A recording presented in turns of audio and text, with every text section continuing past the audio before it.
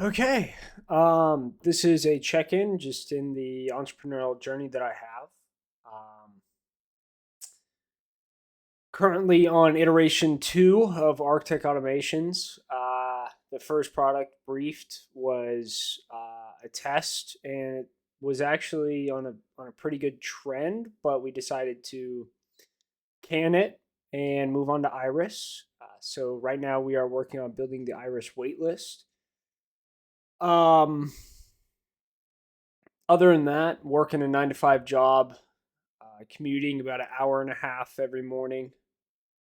So able to put about an hour into Iris every day.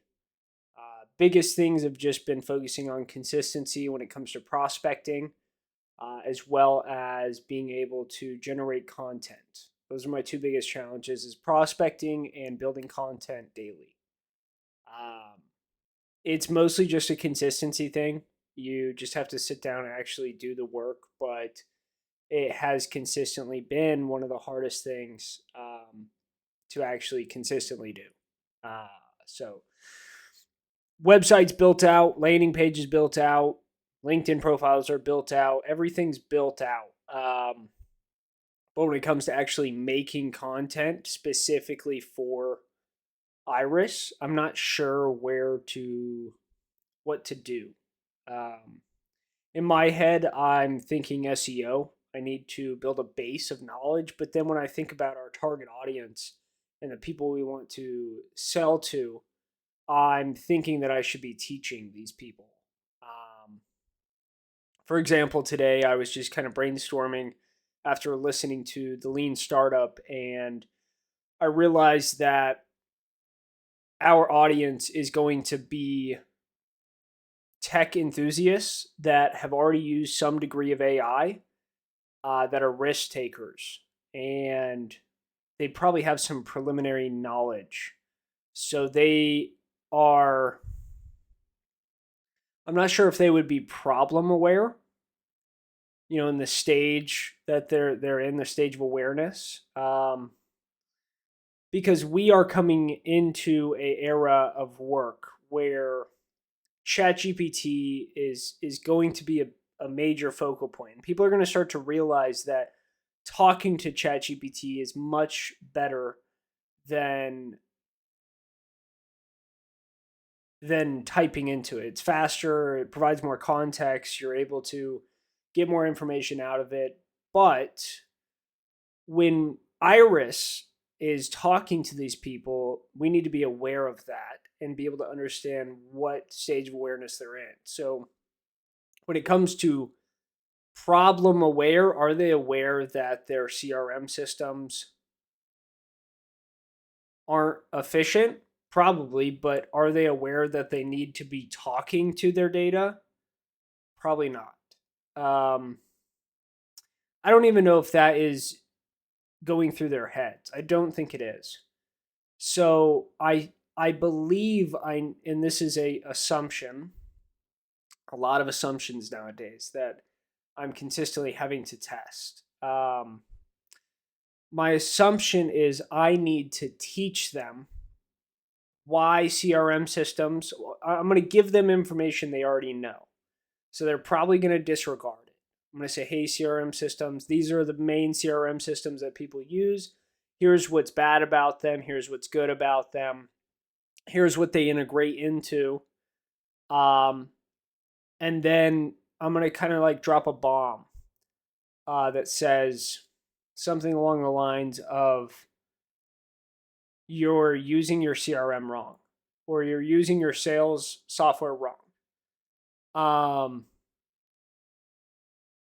and go into why you should be talking more into your software systems. Now, I'm going to have to test that content. I'm going to have to produce that content and get it out there. I've also considered creating a webinar. We have a product video, kind of like I guess you'd call it a MVP of Iris. It's just a video of what we think it can do in the future. Considering creating a webinar for that, and that's kind of where I'm at with Iris. Um, Outside of that, I've had to learn a lot. ChatGPT has helped in the areas of what to focus on, and almost like bumpers on a bowling alley, being able to bump me back onto the right path, and what to focus on. Helps with design a bit, um, but it's more so for me, at least, a brainstorming tool. And a lot of people say, it makes people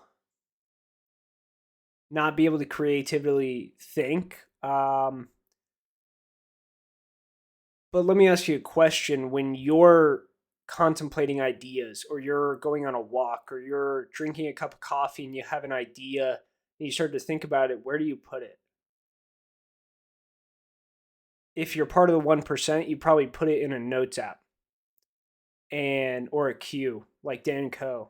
And you reference it later. But 99% of people just forget what their ideas are. But what if I told you that you have a not only a memory bank, but a AI bot that can talk to and understand the idea and the context behind it, and then build upon those ideas?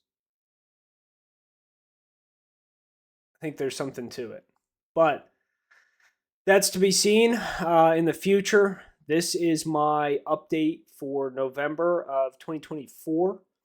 Currently, we have been quoted a timeline of a year and 6 months till we raise $2 million for Iris. I would like to do that in 6 months. So this is basically my entry into the entrepreneur realm. Currently, I'm a wantrepreneur, as Alex Ramosi says. I don't know if Alex Ramosi will ever watch this, but um, he calls them entrepreneurs, people that are working a 9 to 5 job and not actually working on their business. So the 2 hours a day that I am working on my business, I guess I'm an entrepreneur, or a entrepreneur. But in 6 months, I hope that I can become a full-time entrepreneur. So until then, I'll be checking in once a month, and I will be posting these videos to update you guys on my progress with the startup that I'm working on, Iris, as well as what goes on behind the scenes. So, um, yeah, this is it. This is real. This is raw content that I'll be bringing you guys once a month in my newsletters. I'll also be diving a little bit deeper into some articles and giving you guys some cool, tips and tricks of what I learned along the way. So, this is Kyler, and this is my game. And I'll catch you guys at the next one. Peace.